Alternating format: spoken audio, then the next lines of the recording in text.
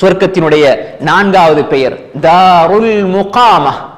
தாருல் முகாமா அல்லாஹ் தஆலா மிக அழகாக குர்ஆனிலே சொல்கின்றான். அன்புக்குரிய சகோதரர்களே, சூரா ஃபாத்திர் 34-35 வசனத்தில் அல்லாஹ் தஆலா சொல்கின்றான், சொர்க்கவாதிகள் சொர்க்கத்துக்குள்ள போற நேரம் அந்த சொர்க்கவாதிகள் சொல்கின்ற வார்த்தை அல்லாஹ் சொல்கின்றான். சகோதரர்களே, அல்ஹம்துலில்லாஹில்லஸீ அஸ்ஹப அன்னல் ஹஸன் இன்ன ரப்பனா லகஃபூருன் ஷகூர் அல்லஸீ அஹல்லனா தாரல் முகாமதி மின் ஃபضலிஹி லா யமஸ்ஸுனா ஃபீஹா நஸபுன் வலா யமஸ்ஸுனா ஃபீஹா லுகூப்.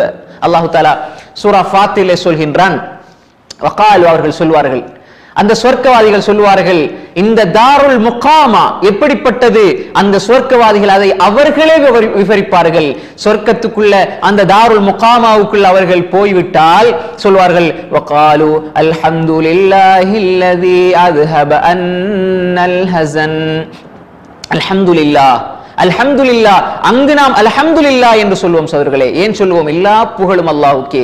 இந்த உலகத்திலே அல்ஹம்துலில்லாஹ் என்று சொல்கின்ற மனிதன், எல்லாவற்றிற்கும் அல்லாஹ்வை திருப்தி காணுகின்ற மனிதன், அருள்களை கொட்டி கொட்டி தருகின்ற அந்த ரப்புல் ஆலமீனிடம் குறையை காணாமல், அல்லாஹ் நீ தந்த அருள்களுக்கே என்னால் நிஅமத், அந்த அருள்களுக்கே என்னால் நன்றி சொல்ல முடிக்கவில்லையா அல்லாஹ், நன்றி செலுத்தி முடியவில்லையா அல்லாஹ், மீண்டும் மீண்டும் தருகிறாய் என்று வெட்கப்பட வேண்டும். சகோதரர்களே, நாம் யோசித்து பாருங்கள், அல்லாஹ் நமக்கு செய்த அருள்களை நாங்கள் பார்க்க மறந்துவிட்டு ஏதோ ஒரு சிறு பிரச்சனை வந்து விட்டால், ஏதோ ஒரு தங்கடம் ஏற்பட்டு விட்டால், ஏதோ ஒரு சிறிய நோய் வந்து விட்டால் உடனே நாம் குறை சொல்ல ஆரம்பித்து விடுகிறோம். எனக்கு மட்டும்தான் இந்த நோய் வருகிறது, எனக்கு மட்டும்தான் இந்த பிரச்சனை வருகிறது, என்னுடைய குடும்பத்துக்கு மட்டும்தான் இப்படி வருகிறது. அல்லாஹ் நேசித்த அல்லாஹ்வுடைய தூதருக்கு வராத சோதனைகளா எங்களுக்கு வந்து விட்டது. சகோதரர்களே, அங்கு சொல்வார்கள், அங்குதான் சகோதரர்களே எங்களுடைய முழு பிரச்சனைகளும் தீருகின்ற இடம் அந்த தாருல் முகாமா.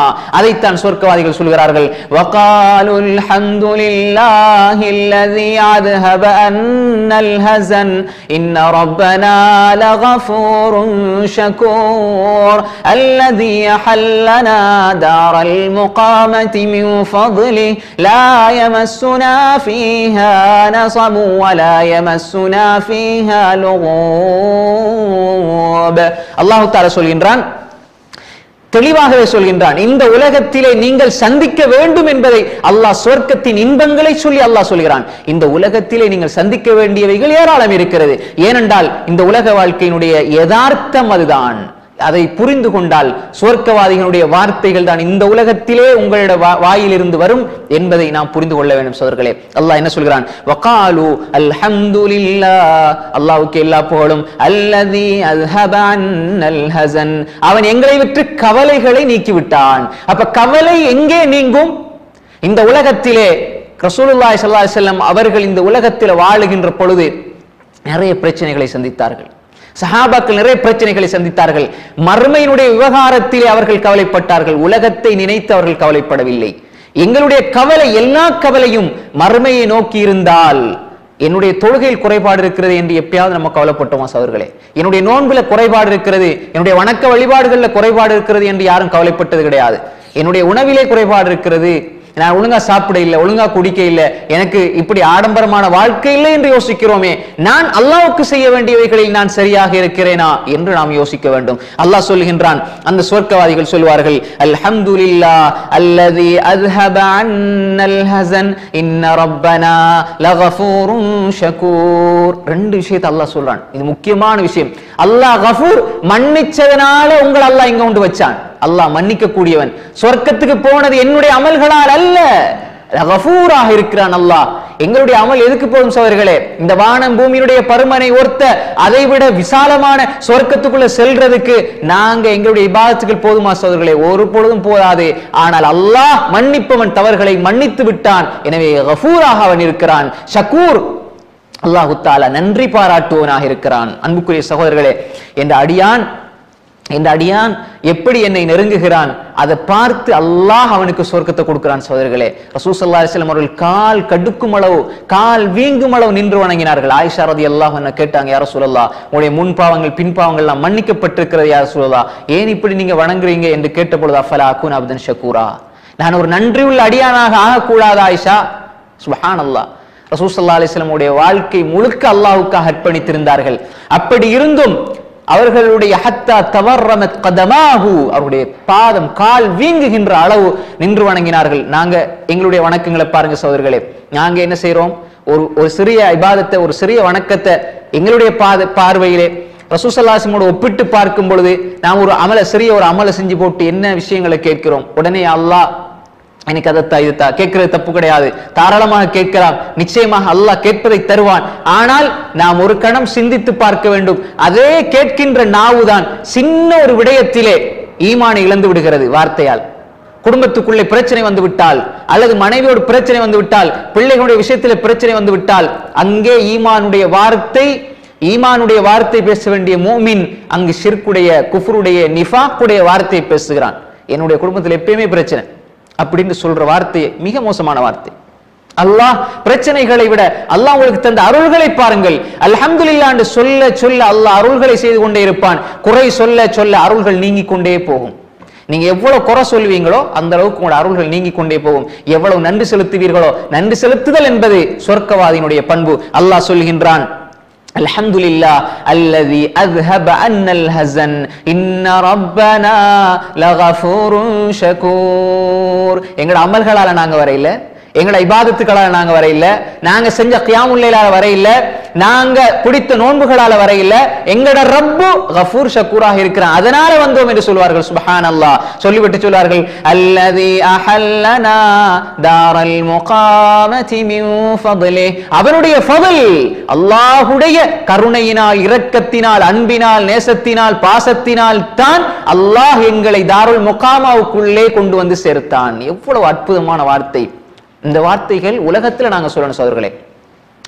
அல்லதி அஹல்லனா தாரல் முகாமதி மின் ஃபضله லா யமஸ்ஸுனா ஃபீஹா நஸப். அங்கே கஷ்டம் இல்லை, அங்கே பிரச்சனை இல்லை, அங்கே துன்பம் இல்லை, அங்கு சிரமம் இல்லை, அங்கு பிரச்சனைகள், துன்பங்கள், துயரங்கள் எதுவுமே கிடையாது. அப்ப நாம் எதுக்காக வாழ்கிறோம்? அன்புக்குரிய சகோதரர்களே, நாம் புரிந்து கொள்ள வேண்டும். நாம் வாழ்வது தாருல் முகாமாவிற்கு செல்லுவதற்கு. தாருல் முகாமாவில் என்ன இருக்கிறது? அங்கு பிரச்சனைகளை இல்லை, அங்கு துன்பங்கள் கிடையாது, அங்கு துயரங்கள் கிடையாது, அங்கு நிம்மதியாக நீங்கள் வாழலாம். உலகத்தில் என்னென்ன பிரச்சனைகளை எல்லாம் சந்திச்சீங்களோ, என்னென்ன துன்பங்களை எல்லாம் சந்திச்சீங்களோ, நாம் வாழுகின்ற உலகம், நாம் வாழுகின்ற நிலை. இன்று ஒரு பிரச்சனை நாம் சந்தித்தோம், முன்னால் ஒரு பிரச்சனை சந்தித்தோம். நாம் நினைத்து விடக்கூடாது எப்பொழுது இந்த பிரச்சனைகள் எல்லாம் தீரும். ஒரு பொழுதும் மூமின் மரணிக்கும் வரை பிரச்சனைகள் தீராது. கடல் இருந்தால் அலைகள் எப்படி அடித்துக் கொண்டே இருக்குமோ அப்படி முஃமினுடைய வாழ்க்கையிலே பிரச்சனைகள் மாறி மாறி மாறி வந்து கொண்டே இருக்கும்.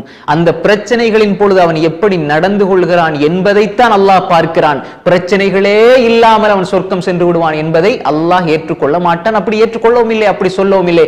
அலிஃப் லாம் மீம் அல்லாஹ் தஆலா அழகாக சொல்கிறான். ஒவ்வொரு வசனங்களையும், ஒவ்வொரு அத்தியாயங்களையும் அல்லாஹ் தஆலா ஆரம்பிக்கின்ற பொழுதே இந்த மூமினான சமூகத்துக்கு, இறை விசுவாசிகளுக்கு சொல்லிவிட்டான், நீங்கள் சோதனையை சந்தித்துக் கொண்டே இருக்க வேண்டும். மக்கள் நினைத்துக் கொண்டார்களா இந்த உலகத்தில் விடப்பட்டு விடுவார்கள்? லா இலாஹ இல்லல்லாஹ், நாங்க ஈமான் கொண்டு விட்டோம், ஐயகூலு ஆமன்னா, நாங்கள் ஈமான் கொண்டு விட்டோம் என்று சொன்ன ஒரே ஒரு வார்த்தையினால் நாங்கள் எல்லாம் சொர்க்கத்துக்கு போய்விடுவோம் என நினைத்துக் கொண்டிருக்கிறார்களா? இல்லை. அவர்கள் ஆமன்னா என்று சொல்லிவிட்டால் லா யுஃப்தனூன், அவர்கள் சோதிக்கப்பட மாட்டார்கள் என்று நினைத்துக் கொண்டிருக்கிறார்களா? ஆமன்னா என்று சொன்னா சோதனை வந்துகிட்டு தான் இருக்கும். இல்லைன்னா நீங்க முஃமினாக வாழ்ந்தா உங்களுக்கு சோதனை வந்து கொண்டே இருக்கும் என்பதை அல்லாஹ் சொல்கின்றான். அவர்கள் நினைத்துக் கொள்கிறார்களா? அப்படின்னா என்ன அர்த்தம்? ஹஸிபன்னாஸ், மனிதர்கள் நினைத்துக் கொண்டிருக்கிறார்களா? ஐயுத்ரகு, அவர்கள் விடப்பட்டு விடுவார்கள். ஐயகூலு ஆமன்னா, நாங்கள் ஈமான் கொண்டு விட்டோம் என்று சொன்னதனால் அப்படியே அல்லாஹ் விட்டுவான் நினைக்கிறார்களா? வஹும் லா யுஃப்தனூன், அவர்கள் சோதிக்கப்படாமல் இல்லை. சோதனை என்பது இந்த உலக நியதி. அது ஒவ்வொரு மனிதனுக்கும் ஒவ்வொரு விதமாக வரும். ஒரு மனிதனுக்கு ஒரு பரந்த ஒரு சோதனை உலகத்தில் இருக்கிறது என்றால், ஒரு மனிதனுக்கு பொருளாதாரத்தில் பிரச்சனை இருக்காது, ஆனா மனசுல பிரச்சனை இருக்கும், கவலையா இருக்கும். ஒரு மனிதனுக்கு பொருளாதாரத்தில் பிரச்சனை இருக்காது, உடம்புல பிரச்சனை இருக்கும். சில மனிதனுக்கு உடம்புல பிரச்சனை இருக்காது, பொருளாதாரத்தில் பிரச்சனை இருக்கும். ஒவ்வொரு மனிதனுக்கேற்ப பிரச்சனைகள் மாறும். அதை எப்படி அவன் அணுகின்றான் என்பதை அல்லாஹ் பார்க்கிறான். அவன் அணுகின்ற விதத்தை பொறுத்து சுவர்க்கத்தினுடைய தரஜாவை அல்லாஹ் உயர்த்துகிறான். அதை நாம் புரிந்து கொள்ள வேண்டும். அன்புக்குரிய சகோதரிகளே, அல்லாஹ் மிக அழகாக எங்களுக்கு இதை சொல்லித் தருகின்றான். எனவே லா யமஸ்ஸுனா ஃபீஹா நஸபுன், லா யமஸ்ஸுனா ஃபீஹா நஸபுன் வலா யமஸ்ஸுனா ஃபீஹா லூகூப். இந்த உலகம் என்றால் அல்லாஹ் கேட்கிறான், அஃபஹஸிபுதும் அன்னமா خلقناكم عبثا وأنكم إلينا لا ترجعون أيحسب الإنسان